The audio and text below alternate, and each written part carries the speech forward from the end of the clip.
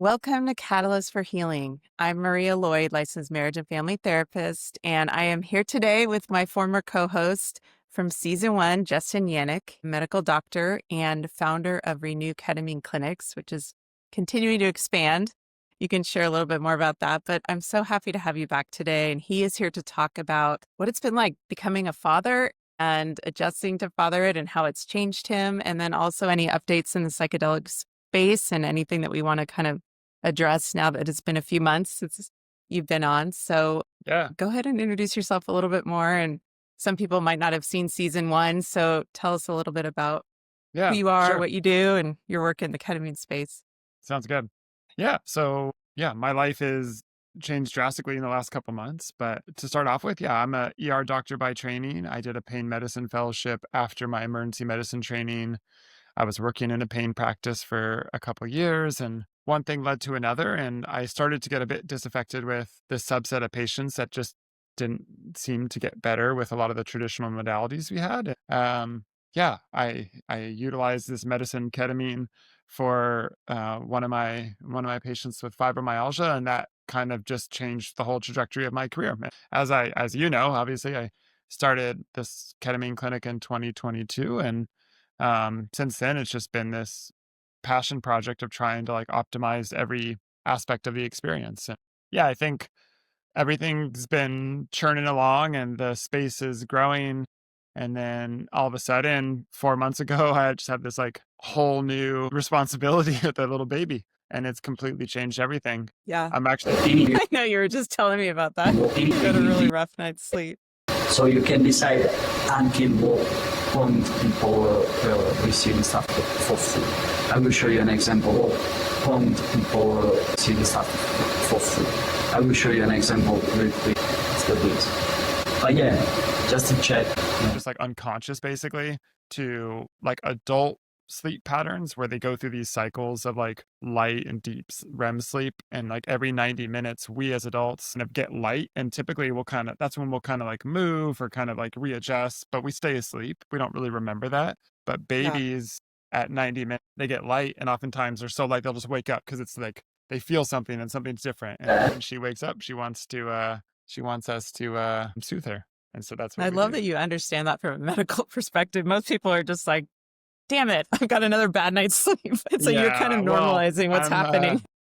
I'm up a lot during the night, and so I have a lot of time to research this stuff, and I find it so fascinating to see like I bet. this, like we were all that, and it's so that's what's been so fascinating about this space is I think there's so much I see in her as she's growing up, and like kind of the roots and the core of consciousness and how we experience the world through various sensations and kind of the psychedelic space as a whole. There's just it's all one, and You're it's seeing it been from a really whole new eye-opening. perspective, having a baby. Totally. Yeah. Yeah. I mean, on a daily basis, I'm watching this thing basically tripping 24/7, you know? She's everything is a psychedelic experience to her. Her Yeah. consciousness is constantly expanding.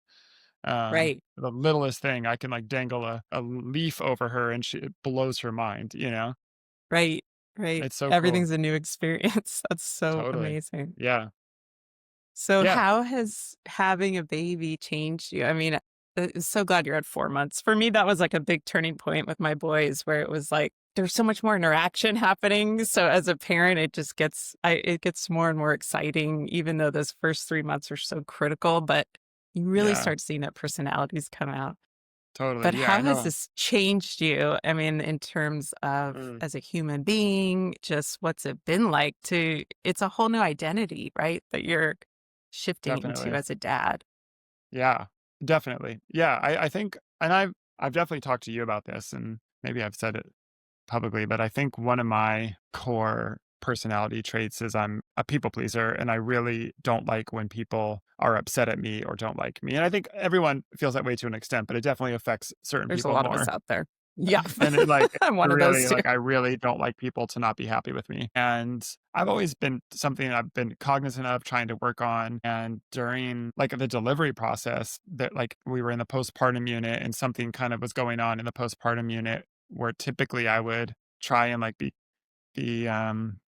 I don't know, like, understand where the other side is coming from and, like, be like, "I totally get where you're going," and, like, not push or not be too abrasive and just, like, accept how they were saying things, and it just totally flipped because it wasn't affecting me, it was affecting, like, my daughter, my newborn daughter, and I just, like it was cool, like, it was the first time in my life where, like, I truly didn't care if they liked me or not, like, this was affecting my daughter, and I needed it fixed, and it's, like, it sounds so obvious, but that singular moment is kind of, like, started to ripple through my life now, and I still definitely care what people think about me, but she's given me a clarity of mind of, like, some what really matters, what I really wanna advocate for, who I really that cares about me, right? Like, Right. I can't make everyone happy. So, yeah, it's changed a Yeah, lot about especially my when you have so much less time and energy, you're disappointing people all over. And I mean, at the Yeah, same time, your business is like overflowing because you added Spravato. So now yeah, you take insurance. And so, I mean, yeah, that's got to rip out the people pleasing, right?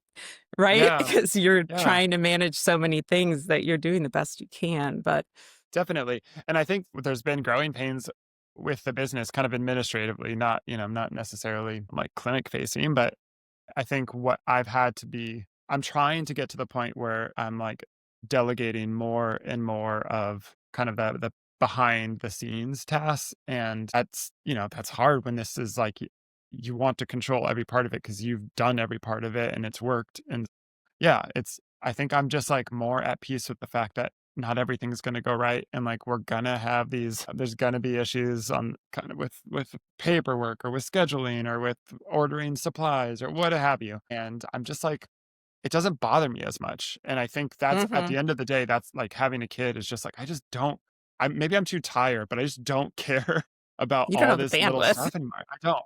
Yeah. So Like, I'm just perfectionism also falls through totally. the cracks, which is great actually, Yeah. because then Yeah, the totally. important things are what you're focused on. I don't have the time to, like, perseverate on those things, I just gotta move on. Right. Yeah. Right. I was suffering from too much free time in hindsight. Yeah. Yeah. So how is it I mean, I guess how has it been just watching her evolve? I mean, I just remember like that first year of a child's life, like so much change is happening on a daily basis. It's almost shocking. It's And not you want to be present for all of it, right? But how has that been just watching each of these stages, the first couple months?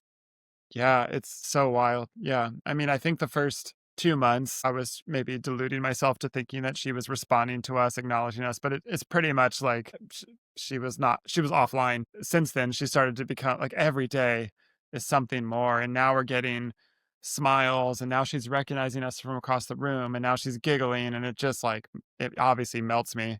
And, like, even in the middle of the night, like last night at, like, gosh, one of the times, like 1 a.m., she's starting to cry and kick and stuff, and I go over in, like, her little bassinet, and she just looks at me with these big eyes, and she's just smiling, and I'm like, oh, like, it doesn't matter, like, 1 a.m., 10 a.m., I just get to be with her, and it's like I mean, you know it, I know you've been down this Yeah, path, and it's like, the attachment of I'm that and trying the to be connection like, it's incredible.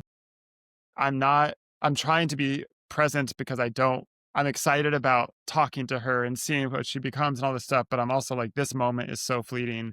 And yes, Exactly. I'm sleep deprived, and yes, it's hard, and yes, I feel like I've given up a lot of my own, like, personal pleasures, but, like, what a gift it is to be able to have a healthy baby and an incredible mom and get to go through this process at this time in our life. And so, yeah, It's it's just that's like been the incredible. greatest pain and the greatest joy at the same time. Totally. It's Yeah. just like there's nothing like that. I mean, the absolute awe and that connection developing, right? Totally. Yeah. No, it's incredible. Yeah, it really is. And when I see her developing now, it's so interesting to see her, like, interaction with sensations and how she, like, processes those, and, like, even giggling, is like this she's on the edge of about to cry, nervous, to, like, overflowing with joy, right? And, like, with like, let's say, I'm blowing farts on her belly or something, right? It's like, Yeah. at first, it's like, "Oh, this is terrifying," and then something about it becomes like, "Wait, this maybe is a pleasurable experience," and then she sees us laughing, and then she smiles and giggles, and it's like, you can see this, like, psychic release of, like, all these sensations manifest in joy, right? I don't know. It's just yeah, it's so cool to be a part of it and watch her develop, and yeah. Yeah. I think the most amazing thing too is how there's no memory that we have at that period. And yet, from an attachment perspective, those first few years are the most critical Yeah. when it comes to feeling secure, in terms of the safety and the way that you're kind of being responded to as a baby. So, I mean, I know you've been sending me pictures and you guys like definitely done the more secure parenting route with like, Yeah. she's, kind of on you and touching Yeah. her a lot.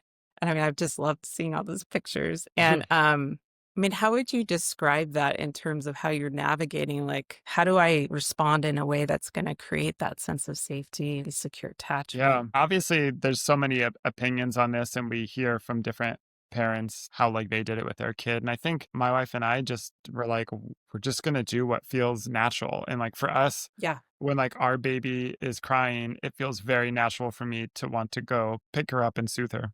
Mhm. And I understand, and I'm not trying to demean other people's perspectives. It's every some people do versions of sleep training or letting them self-soothe and things like that. And it just that doesn't feel at this point, at least at 4 months old, that doesn't feel natural to me. And I'm not sure to an extent it will for a while. And so yeah, I don't Mhm. I think it's hard. It's like this almost feels like talking about Well, I love vaccines. the trusting your instincts though, because Yeah. I do think, we tend to rely on books. And I remember like when I was having a baby, there was two perspectives of like parenting that were both really extreme. Hmm. And and I finally came to the point of like, this is about, again, who I am as an individual and who they are as an individual and what that relationship needs. And it's a very intuitive process. So to Yeah. develop a secure attachment is going to even look different with each child based on what they're needing of that. So just figuring out for you what that looks like is really, I think, critical. Yeah, yeah. I think I read a bunch, and I think we've slowly just started to get rid of it all and just be like, what feels I know. right and I natural. ripped up the Yeah, books after a while. yeah, totally. And ultimately, yeah, I think we've got my wife and I have like a good. We're very similar in the way that like we want to interact with our baby and support our baby, and it's cool because it feels something that we like don't talk about a lot in psychology is like how rooted in evolution some of the things are that we are. And like what I mean by that is like psychologically, like we are supposed to like when someone is crying, it is a call for attention, help, to be supported. Something's wrong. Right. Evolutionarily, to me, it it's hard to find an argument that says that thing should be ignored or stop doing that, right? It Suppress. makes Right. sense to me that I should respond to that signal, right? I'm the parent. Hmm. It's like in my core when I hear her cry, like I have to soothe her. I can't not soothe her, And Right. like we're in this space now, this unique time period now where there's a real divergence in parenting styles where people try and sleep train. And I totally understand it from a parent's perspective of preservation of their own sleep and Their like own their mental their health. well-being, and if they don't Yeah. have help, like, I completely understand it, and you have to it's all a cost benefit analysis at some point, unfortunately, it goes to Totally. that. Yeah, I don't have the ability to do that, to be honest, I just can't. It's not in me. But yeah, I don't know, sorry that to digress, especially because that's such a hot button issue, it feels like I'm talking about vaccines, I but know. yeah, it's something By the that way, I remember this with parenting. People get so bent out of shape about I how know. things should be done, and the So judging each other yeah, is so insane. I mean, it really like is.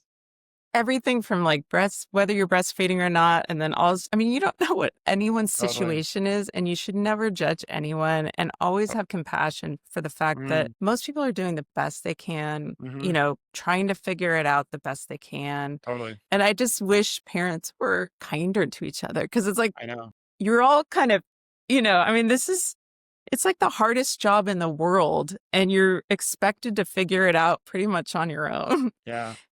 And I just remember that being so disheartening how much judgment was flying around.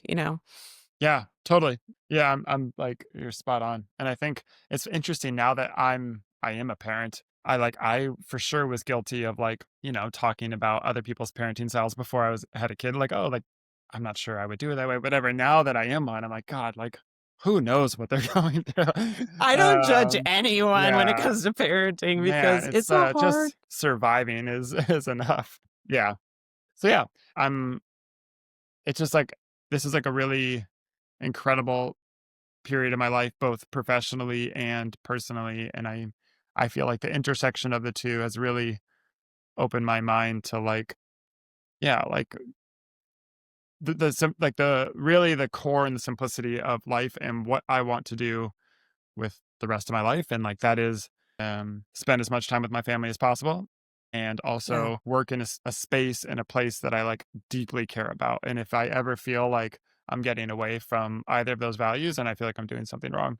Yeah. Your values really shift when you become a parent, right? In Totally. terms of family time Totally. Yeah. I and like the I'm priority. trying to prune away all the other stuff that's taking me away from those two things, to be honest. Right. Yeah. So Yeah. what else has changed since we've done I mean, I guess I have to look back, but I think our last episode for season 1 was in March, April, Mm, somewhere around there.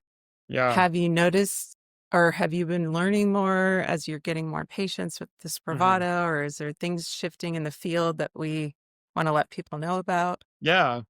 Yeah, it's a good question. I think it's interesting. One of the issues that we're finding with Spravato is it's wonderful that we're able to get all these patients to come in, get access to it. It's covered by their insurance. But most people's insurance, there's like very few, if any, therapists that they can work with. And like one of the core things when we started this clinic was we want everyone to be working with a therapist, right? And Yeah.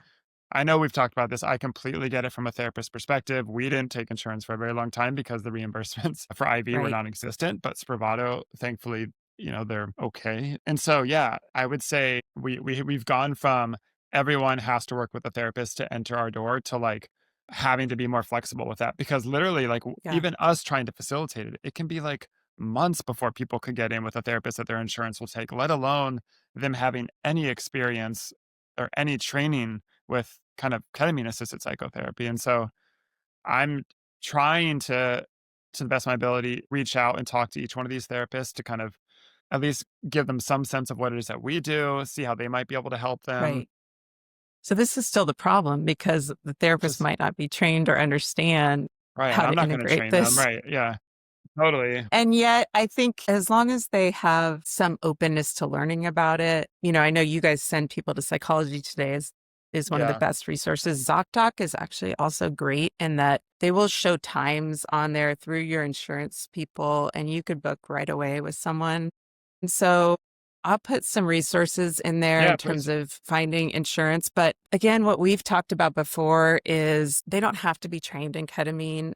They do need to be, I think trauma informed would be helpful. And on my podcast, I talk about some trauma modalities, but it always comes down to just finding someone that you feel the most comfortable with, that you think can help you. So don't be afraid to, just don't maybe not even look at the specialties, just find someone because it's really just about getting more support specifically as you're going through the treatment process. And I know it's hard with insurance, but there are a lot of people that are paneled with insurance companies that can help you, and you can help educate them with the process too. You could send Yeah. them some of our season 1 podcasts, even just so Yeah. that they I understand have.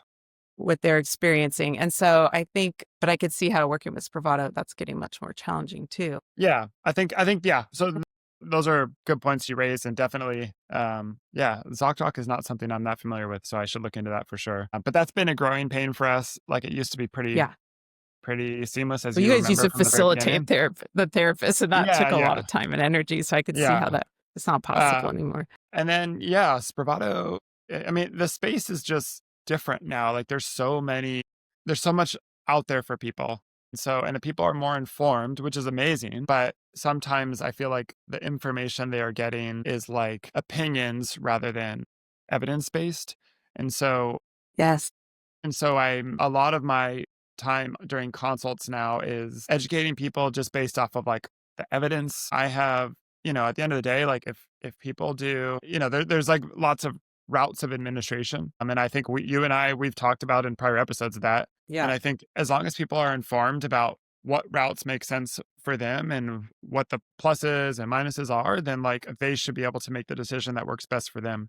And so a lot of my consult now feels less about educating what ketamine is and more now about informing them about the various options and what might work best for them. The one thing that we still don't do, nor will we ever do, is like send home with the medicine. And I have a hard time imagining that will change for me. I feel pretty strongly that these medicines are best when done in a controlled environment under the observation of someone Yeah. that's trained and making sure that you're safe and like get the most from it. And I think it's Yeah. fine that that exists. And I think there's obviously reasons that it exists from a price perspective and accessibility perspective. Totally get it. I totally understand that it's gatekeepery of me, but I think I go to sleep better at night knowing that I'm less concerned about that type of Why use. are some of these companies that were mailing the sublingual form adding intramuscular?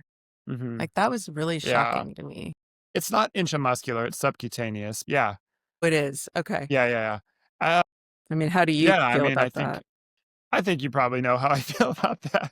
Yeah. I mean, I think obviously we can check my bias at the door, and I still feel like just the optics of that and also the risk of that are higher. But at the same time, these companies have a lot of people, they've done a lot of research. They have huge teams. I know they have safety systems in place. Like they're not just Yeah. throwing needles of medicine. Like they have robust networks to ensure to the Yeah. best of their ability, people are safe from a remote perspective and making sure people are in the home that emergency contacts. So I don't know. I feel very Yeah. conflicted about it. I think I'm over the phase of we're just waiting for one bad player to ruin this for everyone. I don't think that's going to happen anymore. I think too many people have had their lives saved by this medicine to let that like that's not going to be the case. Do you know what I mean? Like I Yeah. think it's inevitable. There's going to be that story that comes out that's like, wow, like I don't like, that's maybe bad about ketamine or other psychedelics. But I think at this point, people know someone that have been, most people know someone that have done this, that is open about it and how much has transformed their life. Yeah. And then once you know I feel like someone, yeah, I feel like that point, the awareness has grown so much over the last 6 months or so. Like I would yeah, say 6 to 8 months ago, I would tell people I'm a ketamine assisted psychotherapist. They'd always say, like, what is that? mm, Nobody knew what I was talking about. I'd really, have to explain it. And now when I say that, most people are saying, oh, I've heard of that. My friend did this. Or, I mean, it's kind of amazing. What do you think has shifted with the awareness and the yeah. growing? I think it's just like It's just people talking. it compounds over time. And I think the unique thing about psychedelic medicines, maybe ketamine included, is like there's a certain aspect of it where you almost like want to share like It's a lot true. of people as they're going through the experience oftentimes will say like I wish everyone could feel this, right? Like that's a unique level of like love and empathy that these medicines like make you want to share your story, where a lot of times people that are suffering with mental health issues very much don't want to share their stories. And I think there's tremendous value in being able to share those stories, but also share, if these medicines help you, how they help you. And I think it's cool. There's something Yeah. really unique about that and beautiful There's about it, kind of yeah. something growing in there. But Mhm. what is your opinion on these other medicines slated to get legalized at this point Yeah, in terms I'm of I'm hopeful that it will happen. It still feels like it's like one step forward, two steps back. Like just in California, I know. another bill with psilocybin for I think it was like for veterans that just went down last week. Like it's not going to get appropriated. So that's at least another year before that even gets accessible to like our veterans with PTSD. I don't know. I think there's a ton of companies right now that are creating synthetic analogs of DMT, psilocybin, LSD that have a lot of money in the game and they're getting into phase 2, phase 3. And inevitably, some of them are going to have successful trials that get to that FDA process. And what they're doing that MAPS and like Ghost and them maybe didn't do is like they're not oftentimes pairing it with psychotherapy. And the reason they're not doing that is because that's really hard for the FDA to regulate, which is what happened with that MDMA trial, right? And Yes. so Yes. I feel very conflicted because I feel like the way a lot of these studies are done is it's like they get a dose of the medicine and then they check their score at 2 weeks and their score is better. And then they check the score at 4 weeks and it's better. And then that's the study. And you're like, that's great. But just everything in my core tells me like the likelihood of there being real durability of relief of those symptoms at 6, 12 months and beyond without a meaningful engagement with psychotherapy and other kind of lifestyle changes, it feels unlikely, right? There's going to Yeah. be some people, of course, but I think in an effort to get these rapidly approved, we're missing some of the core things of how I think these medicines can be most effective. Mhm.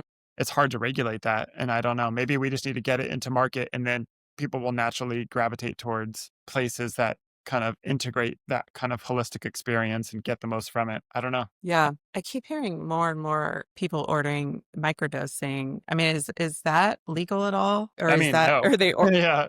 okay. It's not, yeah.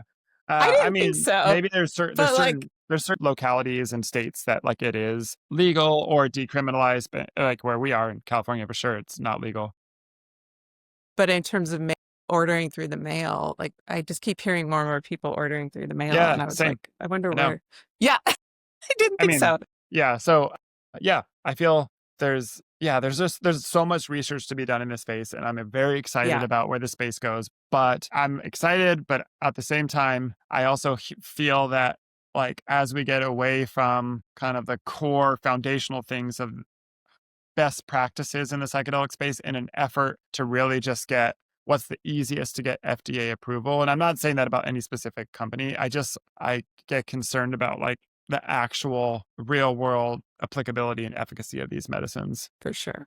But I mean, if the FDA approves it and insurance covers it, that's a huge, huge barrier for a lot of people that can't access these things otherwise. Yeah. Yeah. Yeah. Okay, well, is there any other things that come to mind that you're seeing Mm, in the field, or you feel like we covered it? I mean, I think it's kind of like a random collection of stories and opinions that I have on a very sleep deprived brain. I told you before we started, I was like, I'm so tired. I'm going to have no filter. So hopefully I don't say something stupid or I regret, which I don't think I have. I think No, you have not. No, I you've think done great. I think I stand by everything I've said so far. And yeah, it's so lovely getting to see you, to talk to you. I know. I'm This was so great. grateful when our patients get to work together. It's like I just always feel like they're in such good hands anytime they get to work with you. um, Thank I you. just wish that you can see all Well, of our same. I patients. love sending people to your clinics because I know, the care they're going to get and all the staff that you have are amazing. We will put in the show notes all your clinic locations, and they just keep growing if people are down here, to check them out. And I will definitely have you back on a regular basis just to Yeah, check in and I know. and It's keep honestly, it's nice. updating us because it's great to see you again. And You as well. just, we spent so much time and we both were so passionate about educating people about this. And so we want to keep, educating as things continue to move farther along. For sure. Yeah, hit me up anytime. You know how to reach me. All right. All right, Well, have a bye. great rest of your week, and we'll see you guys next week at Catalyst for Healing. Bye. Bye.